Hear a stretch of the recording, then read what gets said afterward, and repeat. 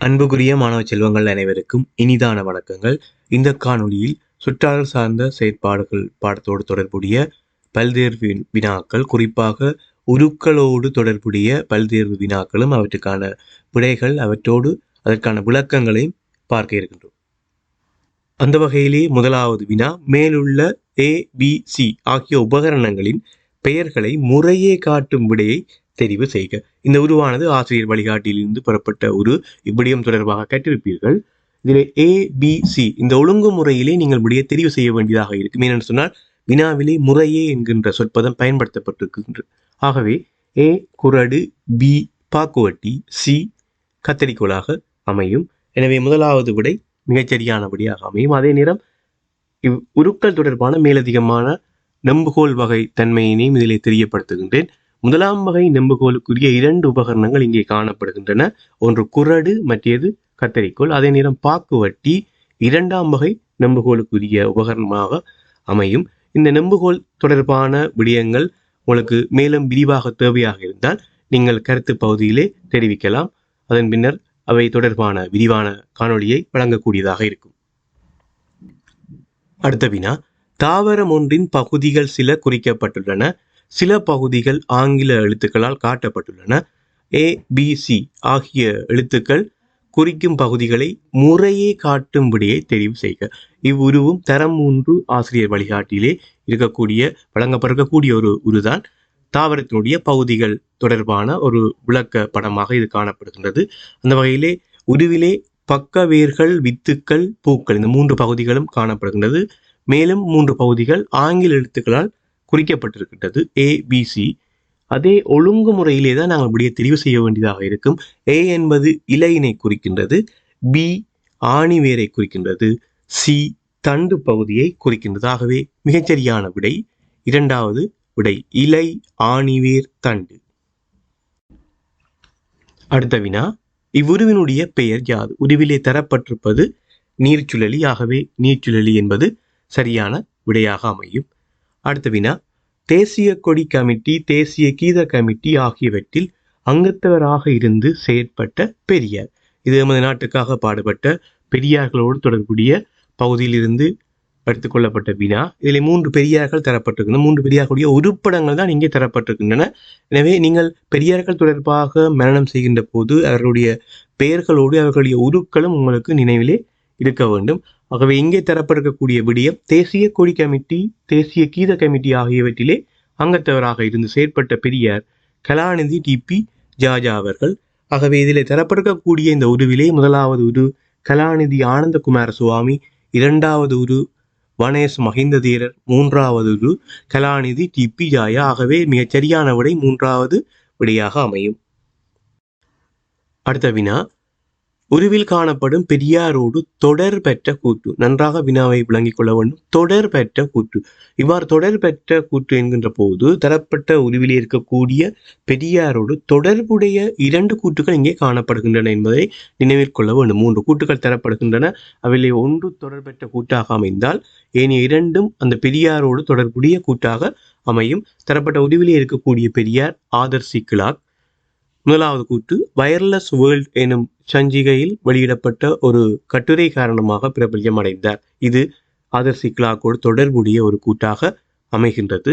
இரண்டாவது, மொரட்டுவ பல்கலைக்கழக வேந்தராகவும் இங்கிலாந்து அரச வானியலாளர் கழக அங்கத்தவராகவும் பணியாற்றினார். இக்கூற்றும் ஆதர்சி கிளாக்கோடு தொடர்புடையதாக அமைகின்றது. ஆகவே தொடர் பெற்ற கூட்டாக மூன்றாவது கூற்று அமையப் போகின்றது. இவர் நவலங்கா சமய பாடசாலை, ஆங்கில பாடசாலை ஆகியவற்றை ஆரம்பித்தார். இக்கூற்றானது ஆதர்சி கிளாக்கோடு தொடர்புடைய கூற்று அல்ல. ஆகவே மூன்றாவது கூற்று இவ்வினாவுக்கு பொருத்தமான விடையாக அமையும். அடுத்த வினா, அருகிலுள்ள குறியீடு வெளிப்படுத்தும் கருத்து யாது? தரப்பட்ட குறியீடு நன்றாக கவனித்துக் கொள்ளுங்கள். போக்குவரத்து கருப்பொருள் தொடர்பாக நீங்கள் கற்கின்ற போது இந்த குறியீடு சார்ந்து படித்திருப்பீர்கள்.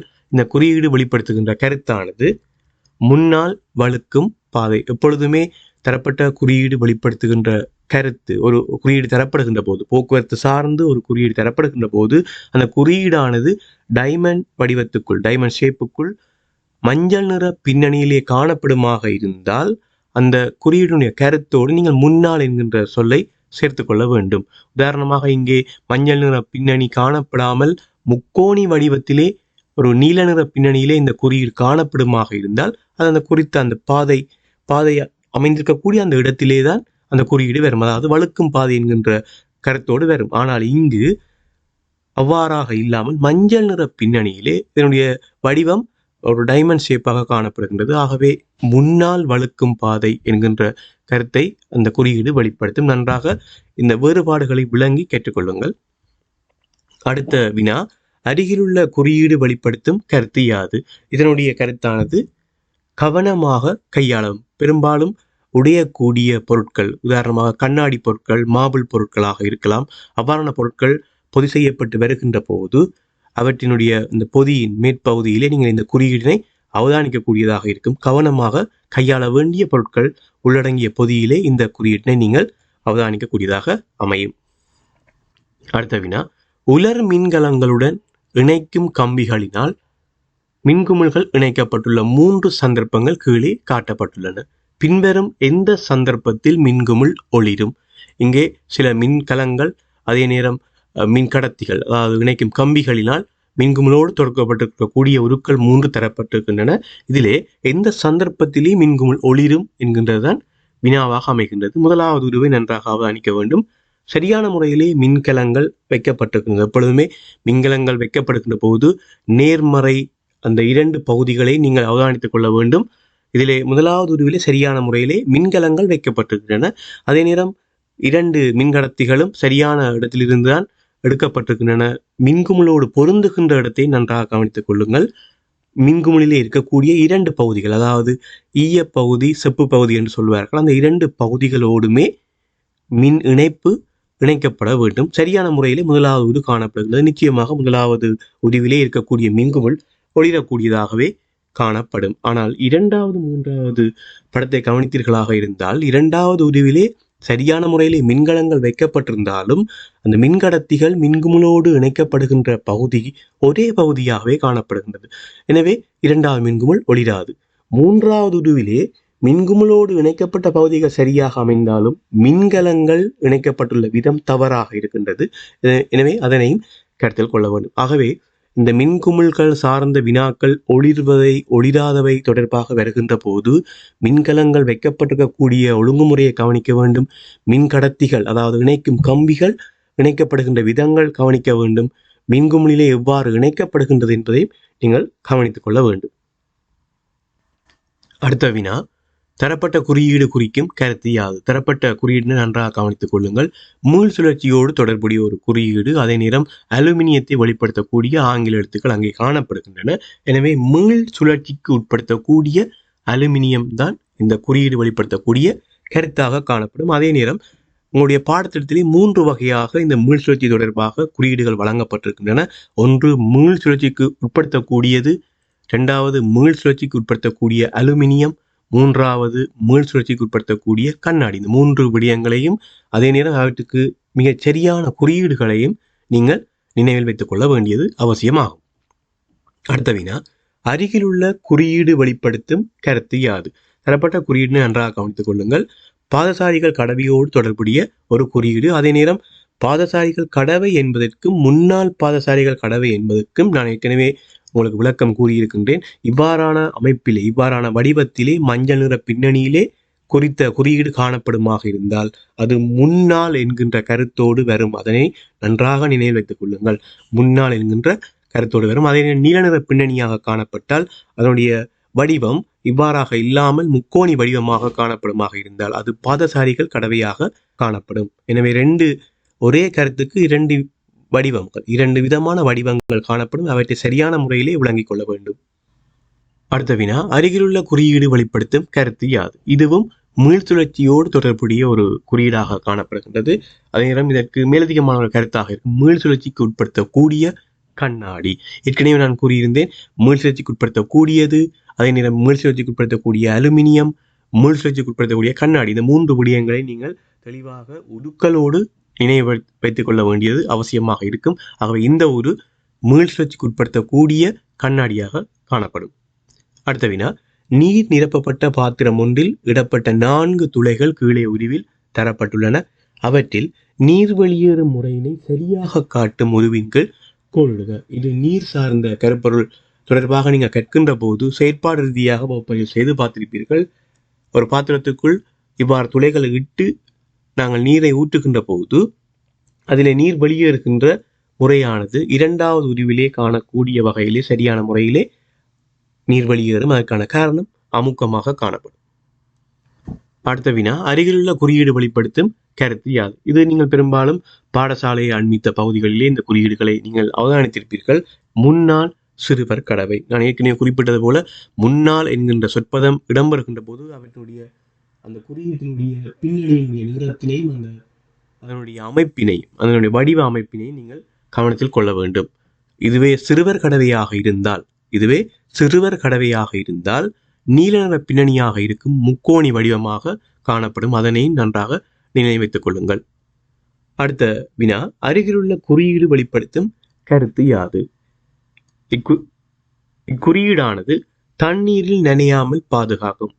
அதாவது ஒரு பொருளிலே இந்த குறியீடு காணப்படுமாக இருந்த ஒரு பொருள் பொதி செய்யப்பட்ட அதனுடைய பையிலே இந்த குறியீடை நீங்கள் அவதானிப்பீர்களாக இருந்தால் குறித்த பொருளானது நீங்கள் தண்ணீரில் நனையாமல் பாதுகாக்க வேண்டியதாக இருக்கும். அதனையும் நினைவில் வைத்துக் கொள்ளுங்கள். அடுத்த வினா, ஒரு உரு தரப்பட்டுகின்றது. இச்செயற்பாட்டின் மூலம் அவதானிக்கக்கூடியது. உருவானது மெழுகுதிரி சுவாலை, அதன் மீது நீர்த்துளி கொண்ட ஒரு கரண்டி பிடிக்கப்படுகின்றது. இந்த செயற்பாட்டை நீங்கள் நீர் தொடர்பான கருப்பொருளிலே கற்றிருப்பீர்கள். அதாவது இந்த செயற்பாட்டின் மூலம் நாங்கள் அவதானிக்கக்கூடிய பிரதான விடயம் என்று சொன்னால் நீர் ஆவியாகும் தன்மை கொண்டது. நீர் சூடாக்கப்படுகின்ற போது ஆவியாகும் தன்மை கொண்டது என்பதுதான் இதன் மூலம் நாங்கள் அவதானிக்கக்கூடிய பிரதான கருத்தாக இருக்கும். அடுத்த வினா, உருவில் காணப்படும் உபகரணத்தின் பெயர் யாது? இது நீங்கள் வகுப்பறையில் செய்து பார்த்திருப்பீர்கள். ஊசித்துளை கேமரா தொடர்பான ஒரு விடயம் உங்களுடைய பாட பகுதியிலே மிக பிரதானமான ஒரு பகுதியாக காணப்படுகின்றது. இந்த உபகரணத்தை ஆக்குவது தொடர்பாகவும் அதே நேரம் அந்த உபகரணத்தில் நாங்கள் தென்படக்கூடிய பிம்பத்தினை அவதானிக்கின்ற பொதுவாரான வடிவங்கள் அங்கே தென்படும். எவ்வாறாக பிம்பம் காட்சி அளிக்கும் என்பது தொடர்பாகவும் ஏற்கனவே கற்றிருப்பீர்கள். அதே நேரம் ஊசித்துளை கேமரா தொடர்பாக தனியாக ஒரு காணொளி பதிவேற்றிருக்கின்றன. எவ்வாறு செய்வது, அதில் இருக்கக்கூடிய பிம்பங்களுடைய இயல்புகள் எவ்வாறாக அமையும் என்பது தொடர்பாக நீங்கள் அதனையும் பார்த்து மேலதிக விளக்கத்தை பெற்றுக்கொள்ளலாம். அடுத்த வினா, மேலுள்ள செயற்பாடு எதனை அறிந்து கொள்ள மேற்கொள்ளப்படுகின்றது? உருவை நன்றாக கவனித்தீர்களாக இருந்தால் வகுப்பறையில் நீங்கள் செய்து பார்த்திருப்பீர்கள். இந்த செயற்பாடானது இதில் மிக முக்கியமான ஒரு விடயம். பெரும்பாலும் இந்த செயற்பாடினை மாணவர்கள் இந்த வானவில்லை அறிதல் என்பதை தொடர்பாக எடுத்துக்கொள்வார்கள். அது தவறு. இந்த செயற்பாடானது சூரிய ஒளியில் உள்ள நிறங்களை அறிதல் என்பதுதான் மிக பொருத்தமான விடையாக அமையும். இது ஏற்கனவே கடந்த கால வினா பத்திரங்களிலே ஒன்றுக்கும் மேற்பட்ட தடவைகள் இந்த வினா இடம்பெற்றிருக்கின்றது. ஆகவே நன்றாக நினைவில் வைத்துக் கொள்ளுங்கள். இச்செயற்பாடு சூரிய ஒளியில் இருக்கக்கூடிய நிறங்களை அறிதல். அடுத்த வினா, உருவில் காணப்படுவது எதனுடைய மாதிரி உருவாகும்? தரப்பட்ட உருவானது நீங்கள் நன்றாக கவனித்தீர்களாக இருந்தால் ஒரு நீர் வடிகட்டியினுடைய ஒரு மாதிரி அமைப்பு, மாதிரி உருவாக இங்கே காணப்படுகின்றது. இது உங்களுடைய ஆசிரியர் வழிகாட்டியிலே இருக்கக்கூடிய ஒரு இவ்விடயம் தொடர்பாக நீங்கள் வகுப்பறையிலே செயற்பாடு சார்ந்து இவ்விடயங்களை ஆக்கி செய்து பார்த்து கூடுதலான விளக்கத்தை பெற்றிருப்பீர்கள். இதனை நினைவில் வைத்துக் கொள்ளுங்கள். இது ஒரு நீர் வடிகட்டியினுடைய மாதிரி அமைப்பு. ஆகவே அன்புக்குரிய மாணவ செல்வங்களே, இந்த காணொளி மிகவும் பயனுள்ள காணொலியாக அமையும். அதற்கான காரணம், இங்கே நான் பயன்படுத்திக்கக்கூடிய உருக்கள் பெரும்பாலானவை ஆசிரியர் வழிகாட்டியிலே உங்களுக்கு வழங்கப்பட்டிருக்கக்கூடிய விடயங்கள், அவற்றோடு சார்ந்திருக்கக்கூடிய உருக்களைத்தான் இங்கே பயன்படுத்தியிருக்கிறேன். ஆகவே நிச்சயம் உங்களுக்கு மிக பயனுள்ளதாக இருக்கும். முழுமையாக காணொலியை பார்த்து பயன்பெறுங்கள். மீண்டும் இன்னொரு காணொளியிலே சந்திக்கின்றேன். நன்றி.